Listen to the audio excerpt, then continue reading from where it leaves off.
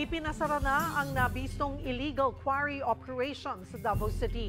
Nagsumbong ang mga residente sa pangambang lumala ang landslide sa kanilang lugar. Magbabalita si Bril Montalvo.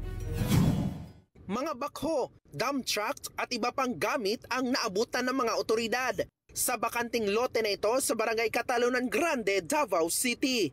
Pinuntahan ito ng mga tauhan ng Mines and Geosciences Bureau, City Environment and Natural Resources Office at barangay officials dahil sa illegal umanong quarry operation. Agad na hinuli ang 4 na trabahador, kabilang ang caretaker. Sumbong ng mga residente sa paligid ng lote.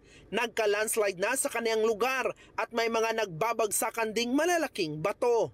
Kaya nag-alala silang lumala pa ang sitwasyon. Delikado jud kayo sa mutna kay daghang mga bata diri wa takabalo nya daghan pug mga bato gud sa taas. Ana babasig mahugno na ang pinakabukid sa ibabaw. Agad namang naglagay ng karatula ang otoridad na pinapahinto ang quarry operation sa lugar.